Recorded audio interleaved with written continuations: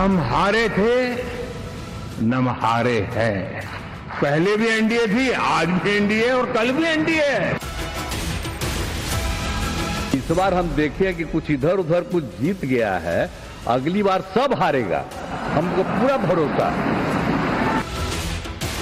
झूठे नैरेटिव और झूठी अफवाहें फैलाने वाले को देश की जनता ने नकारा है और आदरणीय प्रधानमंत्री जी को स्वीकारा है। मेरे लिए जन्म सिर्फ और सिर्फ वन लाइफ वन मिशन, और वो है मेरी भारत माता।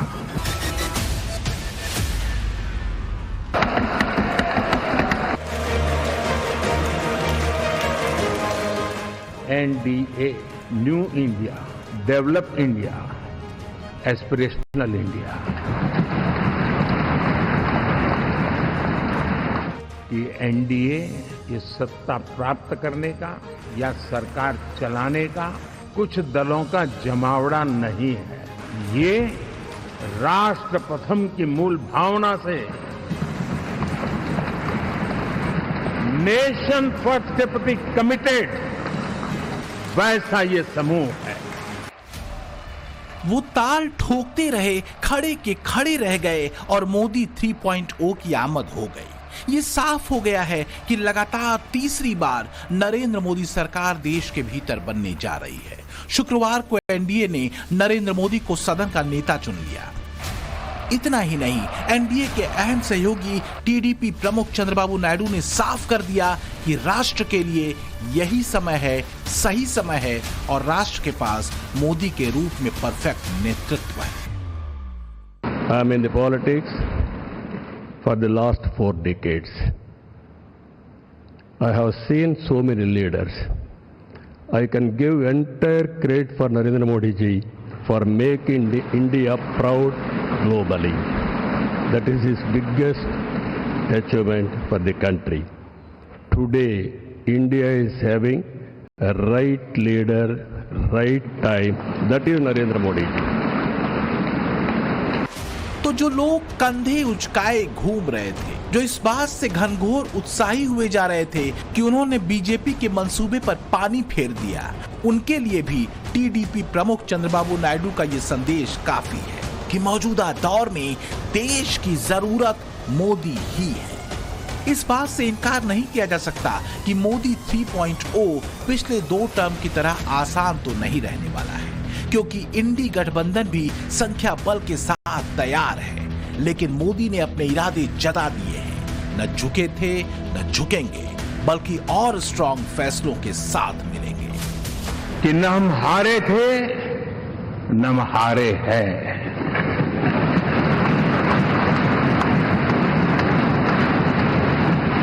लेकिन 4 तारीख के बाद हमारा जो व्यवहार रहा है वो हमारी वो पहचान बताता है कि हम विजय को पचाना जानते हैं।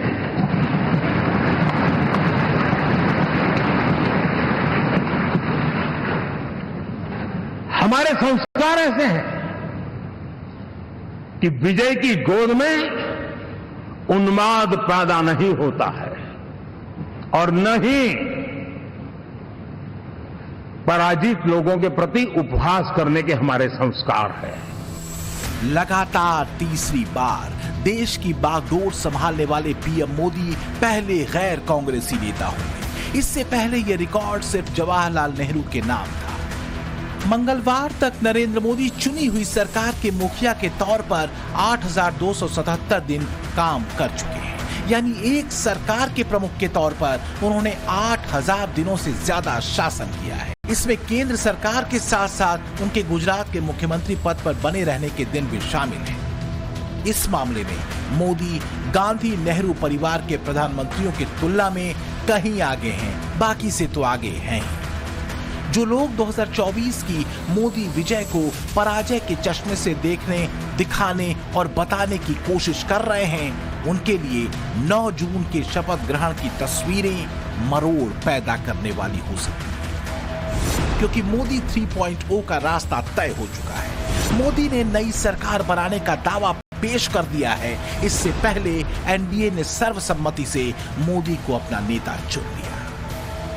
एनडीए के जिन दो नेताओं चंद्रबाबू नायडू और नीतीश कुमार को लेकर इंडी गठबंधन के मन में सत्ता प्राप्ति के लड्डू फूट रहे थे, वो वही हैं जहां एनडीए के गठन के समय वो हुआ करते थे। और करेले पर नीम चढ़ी बात हो गई है मोदी के साथ इन दोनों नेताओं की केमिस्ट्री। नतीजा ये है कि कांग्रेस कसमसा रही है। एनडीए का फुल फॉर्म मालूम है आपको? नायडू डिपेंडेंट अलायंस या नीतीश डिपेंडेंट अलायंस। पिछले 10 साल में कितनी बार एनडीए का नाम लिया, कभी आपने सुना? पहले था एक अकेला सब पर भारी, मोदी की गारंटी। अब बीजेपी की भी गारंटी नहीं, अब एनडीए की गारंटी आ गई। हार में भी जीत का एहसास करना बड़ी जटिल प्रक्रिया है और कांग्रेस फिलहाल इसी प्रक्रिया में व्यस्त है। बीते 10 सालों में 100 सीटों का भी सफर तय न करने वाली कांग्रेस इस बात से गदगद है कि मोदी और बीजेपी को पूर्ण बहुमत नहीं मिला। 2014 के बाद पहली बार बीजेपी कमजोर हुई है, लेकिन पीएम मोदी अपने इरादे पर अटल हैं और ये भी उन्होंने बता दिया है कि 10 साल के सीटों के गणित में भी कांग्रेस कैसे अब भी फिसड्डी साबित हुई है। आप सोचिए, 10 साल बाद भी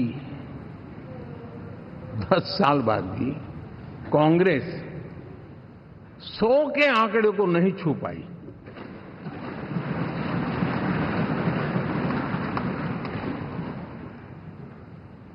और अगर मैं 14, 19 और 24 तीन चुनावों को जोड़ करके कहूं,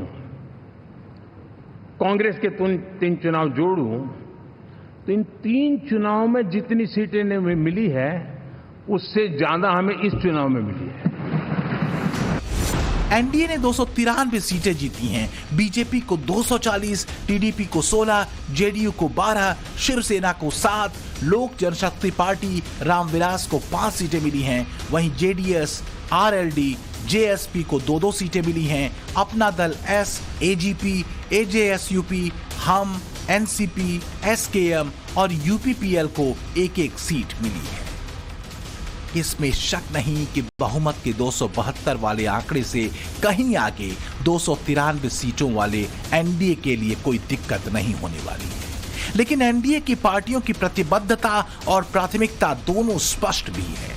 वो है मोदी 3.0 का एक और ऐतिहासिक और मजबूत अध्याय।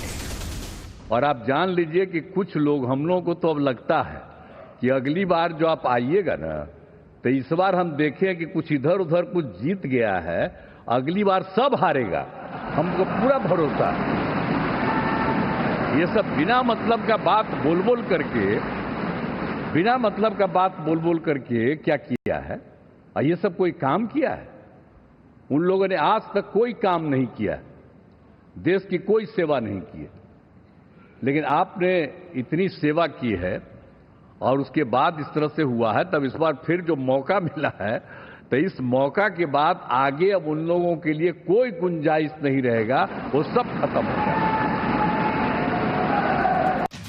मोदी का विजन और लाइन ऑफ एक्शन दोनों तैयार है, जैसा कि वो पहले भी कहते रहे हैं।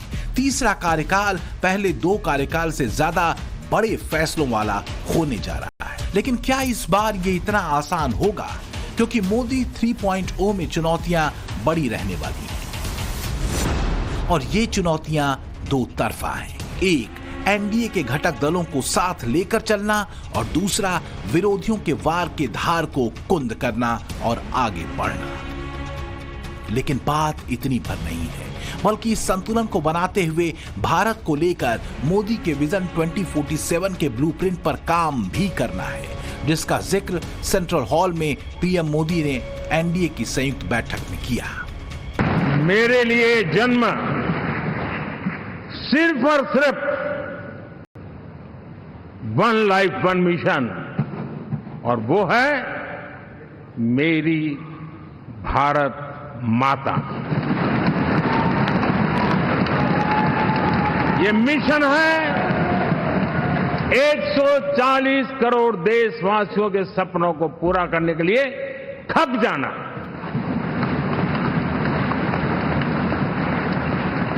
ये मिशन है 140 करोड़ देशवासियों को 1000 साल की मुसीबतों से जो गुजरी हुई पीढ़ी दर पीढ़ी है, उसे मुक्ति दिला करके सम्मान के साथ विश्व में मेरा हर देशवासी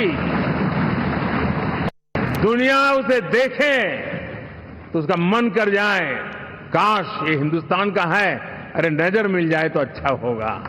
ये मैं स्थिति पैदा करना चाहता हूं। उसका मन लालायित होना चाहिए, हिंदुस्तानी है, अरे यार जरा हाथ मिला लूं, कुछ एनर्जी मुझे भी आ जाए। मैं देश को इस ऊंचाई पे ले जाना चाहता हूं। तो मोदी 3.0 का विजन, वर्जन और एक्शन तीनों क्लियर है, बात एग्जीक्यूशन की है।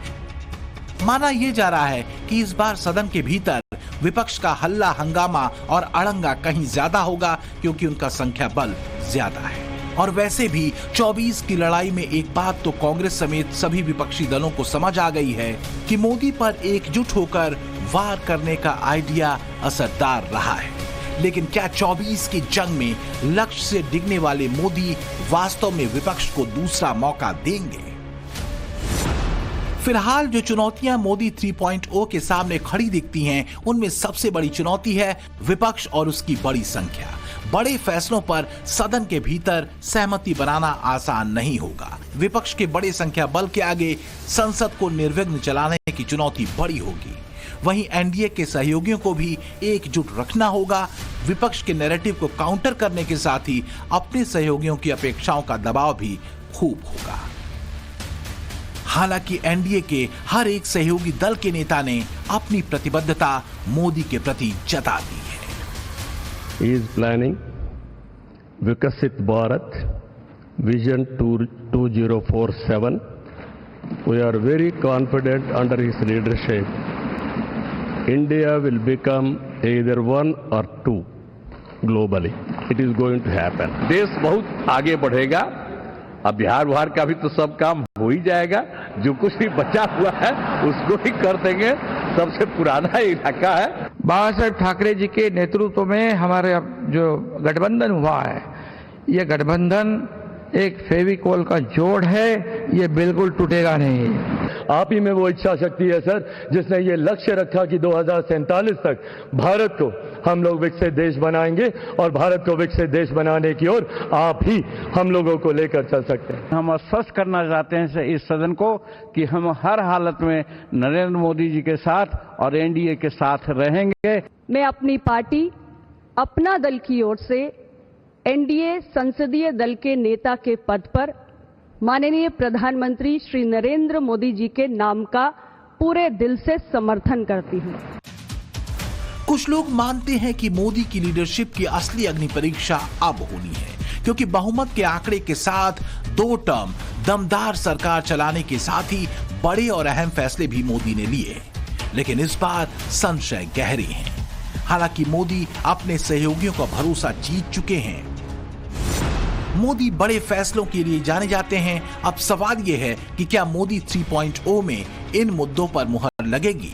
क्या बिहार को विशेष राज्य का दर्जा मिलेगा? आंध्र प्रदेश को विशेष आर्थिक पैकेज हासिल होगा? क्या अग्निवीर योजना मोदी 3.0 में खत्म होगी? और क्या बीजेपी का एक और अहम मुद्दा यूसीसी इस बार देश पे लागू हो पाएगा? अब इन सवालों के जवाब पर से पर्दा मोदी 3.0 के बनने के बाद ही उठेगा। लेकिन विपक्ष के कुछ सवालों से पर्दा 2024 के चुनाव में हमेशा हमेशा के लिए उठ चुका है। ये मुद्दा है ईवीएम पर मचाए गए विपक्षी शोर और उसके फॉल्स नैरेटिव का। ईवीएम जिंदा है कि मर गया? ये लोग तय करके बैठे थे कि भारत के लोकतंत्र और लोकतंत्र की प्रक्रिया के प्रति विश्वास ही लोगों का उठ जाए, और लगातार ईवीएम को गाली देना। और मुझे तो लगता था कि शायद इस बार वो ईवीएम की अर्थी का जुलूस निकालेंगे, लेकिन 4 जून शाम आते आते उनको ताले लग गए, ईवीएम ने उनको चुप कर दिया। विपक्ष का ईवीएम का दर्द अब जा चुका है, अब खुशी संभाले नहीं संभल रही। बाजू झाड़ते विपक्ष ये भी कह रहा है कि मोदी नैतिक तौर पर हार गए हैं। अब नैतिकता का इंची टेप कौन सा है, ये इंडी गठबंधन जाने। फिलहाल तो मोदी 3.0 की वापसी हो गई है। 9 जून की तारीख मुकर्रर है और मोदी अपनी ऐतिहासिक हैट्रिक दर्ज कर चुके हैं। ब्यूरो रिपोर्ट, टाइम्स नाउ, नव भारत।